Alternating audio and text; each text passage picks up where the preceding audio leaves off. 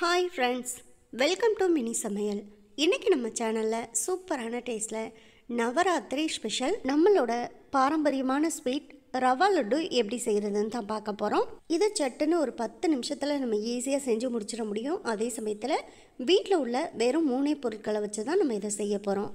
ரொம்பவே சுலபமாக செய்யக்கூடிய இந்த ரவா லட்டு எப்படி செய்கிறதுன்னு நம்ம வீடியோக்குள்ளே பார்க்கலாம். இதை செய்கிறதுக்கு ஸ்டவ்வில் ஒரு பாத்திரத்தை எடுத்து வச்சு 1 கப் அளவுக்கு ரவை எடுத்துக்கோங்க. இப்போ ஸ்டவ்வை மீடியம் ஃப்ளேமில் வச்சு நல்லா ஒரு 2-3 நிமிஷத்துக்கிட்ட இந்த ரவையை வறுத்து விட்டுக்கலாம். ரவை வறுபட்டு கலர் மாதிரி வரணுங்கிற அவசியம் இல்லை. ரவையோட பச்சை வாசனை போக நல்லா இந்த ரவை வறுபட்ட வாசனை வர ஆரம்பிக்கும். அந்த அளவுக்கு வறுத்துக்கிட்டால் போதும். இப்போ இதோட நம்ம ஸ்டவ் ஆஃப் பண்ணிக்கலாம். இப்போ இந்த ரவை கொஞ்சம் சூடாக இருக்கும். இந்த சூடு ஆறி வரட்டும். ஆறுனதுக்கப்புறமா நம்ம இதை அரைச்சி எடுத்துக்கலாம். அடுத்த ஒரு 2-3 நிமிஷத்துலேயே பார்த்திங்கன்னா ரவை நல்லா ஆறி வந்துடுச்சு. இப்போ இந்த மிக்ஸி ஜாரில் நம்ம வறுத்து வச்சுருக்க ரவையை சேர்த்து நல்லா நைஸாக பவுடராக நம்ம அரைச்சி எடுத்துக்க போகிறோம். இப்போ இதை நம்ம அரைச்சி எடுத்துக்கலாம். அரைச்சி எடுத்த ரவையை இந்த மாதிரி ஒரு அகலமான பாத்திரத்தில் சேர்த்துக்கோங்க. அடுத்ததாக இதில் நம்ம சுகர் சேர்த்துக்கணும். அதுக்காக இப்போ நம்ம சுகரை ரெடி பண்ணிக்கலாம். இப்போ 1/2 கப் அளவுக்கு சுகர் சேர்த்து நல்லா பவுடராக அரைச்சி எடுத்துக்க போகிறேன். 1 கப் அளவுக்கு ரவை எடுத்ததுக்கு இப்போ 1/2 கப் அளவுக்கு நம்ம சுகர் சேர்க்குறது சரியாக இருக்கும். கூடவே வாசனைக்காக ஒரு 3 ஏலக்காயும் இந்த சுகரோடு சேர்த்து நம்ம அரைச்சி எடுத்துக்கலாம். இப்போ நம்ம அரைச்சி வச்சுருக்க சுகரை இந்த ரவை கூட சேர்த்துக்கலாம். இப்போ ரெண்டையும் சேர்த்து நல்லா ஒரு முறை கரண்டி வச்சு நம்ம கலந்து விட்டுக்கலாம். அடுத்ததாக ஸ்டவ்வில் ஒரு பாத்திரம் எடுத்து வச்சுக்கோங்க. அதில் 1/4 கப் அளவுக்கு நெய் சேர்த்துக்கோங்க. நெய்யை நல்ல ஒரு வெதுவெதுப்பான சூட்டில் நல்லா உருக்கிட்டு அதுக்கப்புறமா தான் இதை ரவையில் சேர்த்துக்கணும். அதனால் ஸ்டவ்வை மீடியம் ஃப்ளேமில் வச்சுட்டு நல்லா ஒரு 2 நிமிஷத்துக்கிட்ட நெய்யை உருக்கி இதை சூடு பண்ணிக்கோங்க.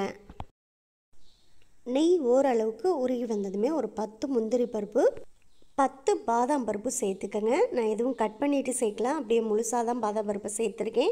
உங்ககிட்ட பாதாம் பருப்பு இல்லைன்னா வெறும் முந்திரி பருப்பு மட்டுமே சேர்த்துக்கலாம். இப்போ லைட்டாக இது நிறமாறுற வரைக்கும் இந்த நெய்யிலே வறுத்து விட்டுட்டு அதோடு நம்ம ஸ்டவ் ஆஃப் பண்ணிக்கலாம். இப்போ சூடு பண்ணி வச்சுருக்க இந்த நெய்யை ரவையோடு சேர்த்துக்கணும். முதல்ல முந்திரி பருப்பு, பாதாம் எல்லாத்தையும் நம்ம இதில் சேர்த்துக்கலாம். அடுத்ததாக நம்ம உருக்கி வச்சுருக்க நெய்யை கொஞ்சம் கொஞ்சமாக சேர்த்து இந்த ரவையை கலந்து விட்டுக்கலாம். நெய்யை ஒரேடியாக சேர்த்துடக்கூடாது.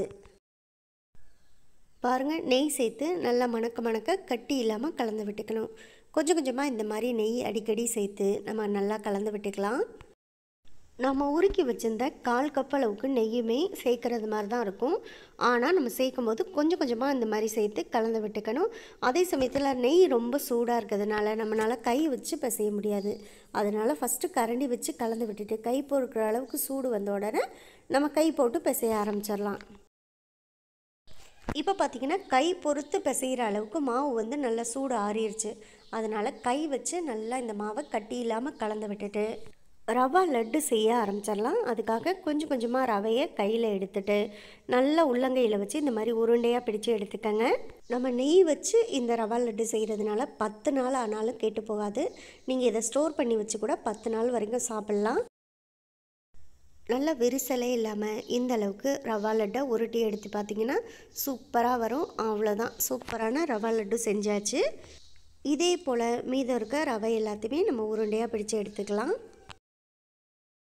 இந்த நவராத்திரிக்கு கண்டிப்பாக இந்த ரவா லட்டு ரெசிப்பியை நீங்களும் ட்ரை பண்ணி பாருங்கள். ட்ரை பண்ணி பார்த்துட்டு எப்படி வந்துச்சுங்கிறத கமெண்ட் பாக்ஸில் சொல்லுங்கள். இந்த வீடியோ உங்களுக்கு பிடிச்சிருந்தா இந்த வீடியோவை லைக் பண்ணி நம்ம சேனலை மறந்துடாமல் சப்ஸ்கிரைப் பண்ணிக்கோங்க. சப்ஸ்கிரைப் பண்ணும்போது பக்கத்தில் உள்ள பெல் ஐக்கானை கிளிக் பண்ணி வச்சுட்டிங்கன்னா நான் போடக்கூடிய குக்கிங் வீடியோ எல்லாமே உடனுக்குடனே உங்களுக்கு சேரும். உங்கள் ஃப்ரெண்ட்ஸ் அண்ட் ரிலேட்டிவ்ஸ் எல்லாருக்கும் ஷேர் பண்ணுங்கள். இதே போல் அடுத்தடுத்து நல்ல நல்ல வீடியோவில் சந்திப்போம். ஓகே, பாய்.